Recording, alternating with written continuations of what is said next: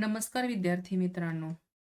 आज आपण तलाठी भरती 2025-26 या अनुषंगाने अभ्यासाचे नियोजन आणि अभ्यासाचं साहित्य या विषयावरचा एक व्हिडिओ.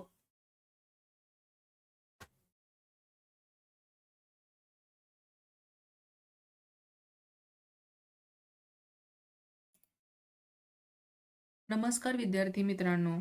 आज आपण तलाठी भरती परीक्षेसाठी अभ्यास साहित्य, तयारीची पद्धत आणि योग्य मार्गदर्शन या विषयावरती हा व्हिडिओ अभ्यासणार आहोत आणि याबद्दलची सविस्तर माहिती घेणार आहोत. जर तुम्ही ही परीक्षा देण्याचा विचार करत असाल तर हा व्हिडिओ तुमच्यासाठी खूप उपयुक्त ठरणार आहे. यामध्ये आपण अभ्यासाचे नियोजन आणि साहित्य, कोणतं साहित्य वापरायचं, परीक्षेसाठी कोणते विषय असणार आहेत, त्याला किती गुण असणार आहेत याबद्दलची माहिती समजावून घेऊयात.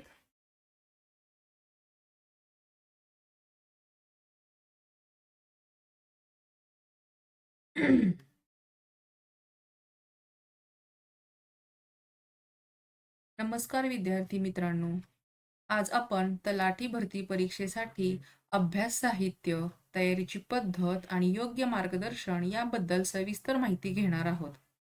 जर तुम्ही ही तलाठी भरतीची परीक्षा देण्याचा विचार करत असाल तर हा व्हिडिओ तुमच्यासाठी खूपच उपयुक्त ठरणार आहे. अभ्यासाचे नियोजन आणि साहित्य, तलाठी परीक्षा 2025-26. चला तर मग आपण अभ्यासाचं नियोजन, अभ्यासाचा आराखडा, परीक्षेचा आराखडा याबद्दलची माहिती घेऊया. परीक्षेचा आराखडा. यामध्ये विषयांची यादी आणि गुणांचे वाटप. यामध्ये सामान्य ज्ञानाला 25 गुण देणार आहेत. भाषा विभागाला 25 गुण आहेत. गणित आणि बुद्धिमत्ता यावर 25 गुणांचे प्रश्न असणार आहेत आणि संगणक ज्ञानाला 25 गुण असणार आहेत. प्रत्येक विषयाला ठराविक गुण दिलेले असल्यामुळे सर्व विषयांचा समतोल अभ्यास करणं अतिशय आवश्यक आहे. प्रश्नांची संख्या असणार आहे 100. प्रत्येक प्रश्नाला 2 गुण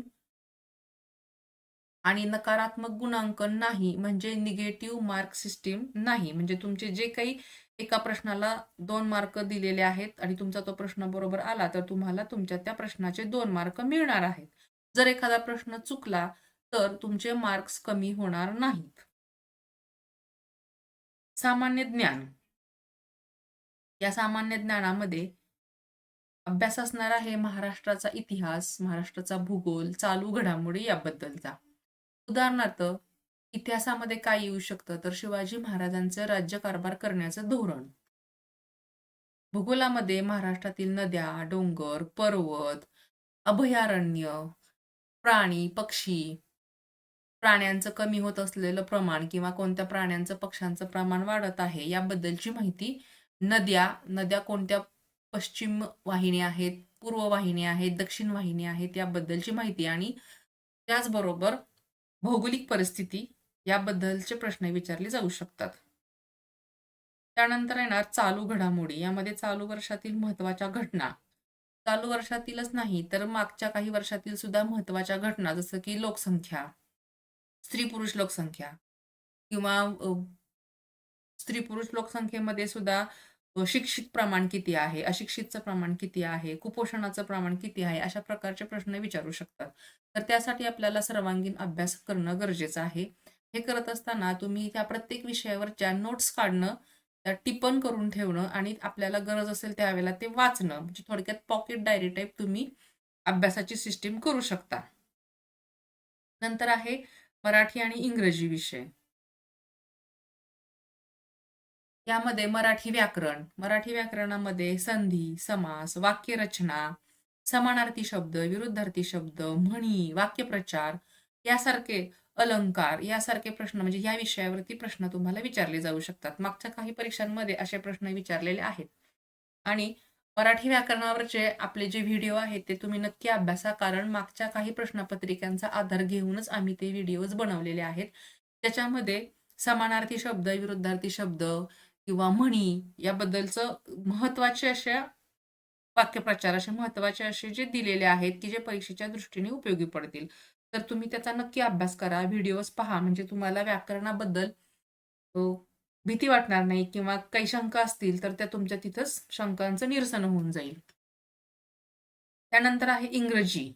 इंग्रजी ग्रामर, त्याच्यामध्ये टेन्स, आर्टिकल्स किंवा एखादा विषयावरचा तुम्हाला उतारा देऊन त्याच्यावरचे प्रश्न अशा टाईपमध्ये तुम्हाला इंग्रजीवरचं ग्रामर सुद्धा येऊ शकतं. तर बऱ्याच लोकांना इंग्रजी विषय हा अवघड जातो. तर तुम्ही पहिल्यापासूनच सुरुवात करा, ज्यामध्ये तुम्हाला काळ म्हणजे टेन्स अभ्यासता येतील. नंतर जे काही तुमचे आर्टिकल्स आहेत, त्या आर्टिकल्सचा वापर कोणत्या पद्धतीनं करायचा, द कधी वापरायचं, अँड कधी वापरायचं, यासारखे छोट्या-छोट्या गोष्टींचा अभ्यास करणं आणि ते लक्षात ठेवणं गरजेचं आहे. तरच तुम्हाला ही परीक्षा सोपी जाईल. त्यानंतर आहे गणित आणि बुद्धिमत्ता.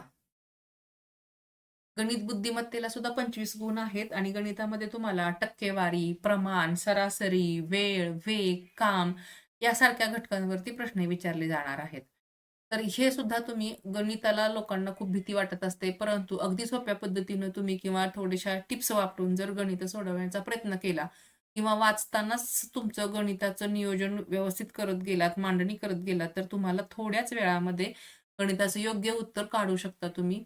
बऱ्याच वेळेला असं असतं, की जे पर्याय दिलेले आहेत, तर पर्यायावरून सुद्धा तुम्हाला उत्तराकडे जाता येतं. तर ह्या ट्रिक्स आहेत. ह्या ट्रिक्सचा वापर करून तुम्ही अभ्यास करणं गरजेचं आहे आणि हे तुम्ही अभ्यास करत असतानाच वापर केला, तर परीक्षेच्या वेळेला तुमचं कन्फ्युजन होणार नाही आणि तुम्ही गणितामध्ये पैकीच्या पैकी मार्क्स मिळवू शकाल. नंतर आहे बुद्धिमत्ता.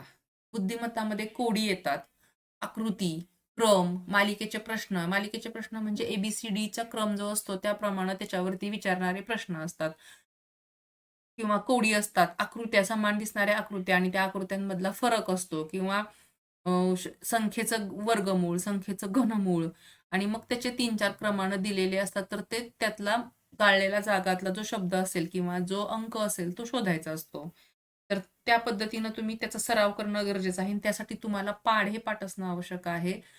संख्यांचे वर्ग, संख्यांचे घन हे तोंडपाठ असणं आवश्यक आहे. म्हणजे ते तुम्ही लिहून काढून त्याचा चार्ट बनवून तुमच्या भिंतीवरती लावून तुम्ही त्याप्रमाणे जाता-येता त्याचा सराव करू शकता. हे झालं बुद्धिमत्ता आणि गणितबद्दल आणि हे सुद्धा तुम्हाला 25 मार्कांसाठी येणार आहे. म्हणजेच 25 गुण असणं 25 गुण यामध्ये असणार आहेत. नंतर संगणक. संगणक ज्ञानामध्ये एम-एस ऑफिस, त्याच्यामध्ये वर्ड, एक्सेल, पॉवरपॉइंट याबद्दलची माहिती, इंटरनेट बेसिक्स आणि ऑपरेटिंग सिस्टमचा वापर कसा करतो, कुठे केला जातो याबद्दलचे प्रश्न असतील. त्याचबरोबर संगणकाचे मूलभूत शब्द, सीपीयू, रॅम, रॉम, सॉफ्टवेअर किंवा हार्डवेअर याबद्दलची माहिती. जसं की तुमचं माऊस हे काय आहे? इनपुट आहे का आउटपुट डिव्हाइस आहे? कीबोर्ड काय आहे? किंवा प्रिंटर कसं कोणत्या प्रकारचं डिव्हाइस आहे? आउटपुट आहे का इनपुट आहे? तर तुमची माहिती तुम्ही कशी तयार करू शकता? एम-एस एक्सेलमध्ये तुम्ही काय करू शकता? एम-एस वर्डमध्ये तुम्ही कोणत्या प्रकारचं कामकाज करू शकता? संगणकामध्ये बीट, बाईट वगैरे जे आहेत त्यांचे फॉर्म्युलेज, त्या फॉर्म्युलावरती प्रश्न विचारले जाऊ शकतात. तर त्या सर्वांचा अभ्यास करणं गरजेचं आहे. संगणकाचं ज्ञान आवश्यक आहे. संगणकाचा शोध कोणी लावला याबद्दलची माहिती सुद्धा तुम्हाला असणं गरजेचं आहे. त्याच्या जनरेशन्स कोणकोणत्या आहेत आणि त्या जनरेशनमध्ये संगणकाचा कसा बदल होत गेला आणि आज आपण कोणत्या ह्याचं कोणत्या युगातील आपण संगणक वापरत आहोत, याबद्दलची माहिती आणि त्याचा अभ्यास असणं सुद्धा गरजेचं आहे. त्यानंतर आहे अभ्यास साहित्य. तुम्ही तुमचा अभ्यास करत असताना कोणकोणत्या प्रकारचं साहित्य अभ्यासणार आहात किंवा उपयोगात आणणार आहात, तर बालभारती आणि एन-सी-ई-आर-टीची पुस्तके. बालभारतीची म्हणजे शासनाची जी पुस्तकं आहेत 1ली ते 10वी 12वी पर्यंतची, तर त्याचा अभ्यास करणं गरजेचं आहे. कारण महाराष्ट्राचा इतिहास, भूगोल हा 1ली, 2री, 3री, 4थीच्या पुस्तकामध्ये योग्य पद्धतीने दिलेला आहे. सखोल ज्ञान आहे. त्याच्यामध्ये कोणत्या भागामध्ये हळद पिकली जाते, कोणत्या भागामध्ये गव्हाचं उत्पन्न जास्त होतं, कोणत्या भागामध्ये घोंगड्यांचं उत्पन्न केलेलं जातं किंवा फळं कोणत्या भागात जास्त किंवा कोणत्या जिल्ह्यात कोणती फळं घेतली जातात याबद्दलचं अगदी गोष्टी रूपानं माहिती दिलेली आहे आणि ते लक्षात ठेवण्यासाठी सोपं आहे. तुम्ही तुमच्या पद्धतीनं त्याच्या नोट्स काढून त्याची तयारी करू शकता.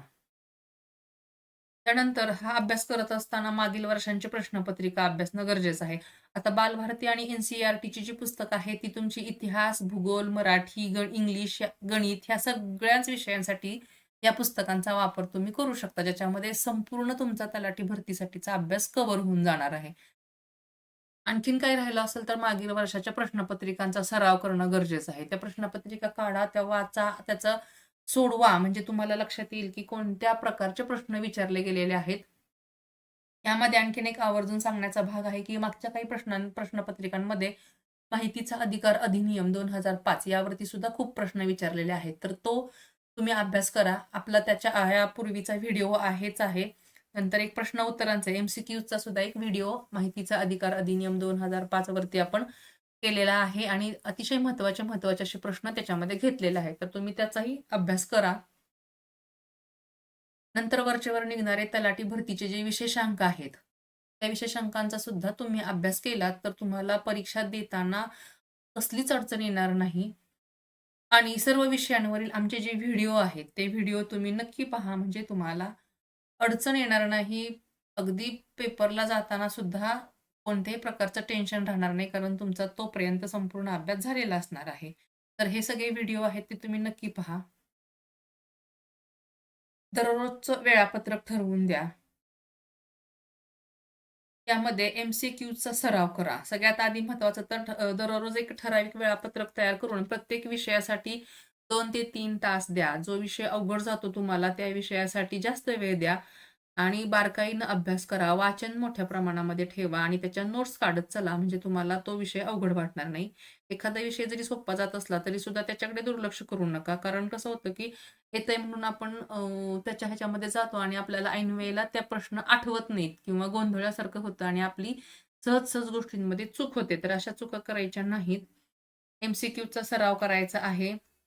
त्यानंतर मॉक टेस्ट घ्या. आपल्याला वेळेचं नियोजन करण्यासाठी, म्हणजे आपलं वेळेमध्ये पेपर कव्हर होतो का नाही ते बघण्यासाठी मॉक टेस्ट देणं गरजेचं आहे. म्हणजे तुमचं वेळेचं व्यवस्थापन कसं आहे ते तुमच्या लक्षात येईल. त्याप्रमाणे तुम्हाला तुमचं प्रश्न वाचण्याचं, त्याचे पर्याय वाचण्याचं आणि प्रश्न सोडवण्याचं स्पीड वाढवता येईल. हे मॉक टेस्टमुळेच शक्य होतं. त्यानंतर रिव्हिजन्स टेक्निक्स, तुम्ही त्याचं रिव्हिजन करा, वारंवार वाचन करा, प्रश्न उत्तर पुन्हा-पुन्हा वाचा आणि त्याचे जे ऑप्शन्स आहेत, त्या ऑप्शन एक एक जो मुद्दा असेल किंवा ऑप्शन असेल, त्याच्यावरती तुम्ही आणखीन दुसरे 2-3 प्रश्न तयार करू शकता. आम्ही आमचे काही व्हिडिओ पण तसे दिलेले आहेत, की एका पर्यायावरती त्याचे आणखीन प्रश्न तयार करणं आणि त्यावरून पुन्हा पुढची उत्तरं तयार करणं. तर तुम्ही तेही अभ्यासा. तर विद्यार्थी मित्रांनो, ही तलाठी भरती ही परीक्षा तुम्ही तुमची शिस्त, सातत्यपूर्ण अभ्यास आणि योग्य मार्गदर्शनाने नक्की जिंकू शकता. त्यासाठी तुमच्या मेहनतीवर विश्वास ठेवा, सकारात्मक राहा आणि जर हा तुम्हाला व्हिडिओ उपयुक्त वाटला, तर या व्हिडिओला लाईक करा, व्हिडिओ शेअर करा, सबस्क्राईब करायला विसरू नका. Thank for watching and subscribe.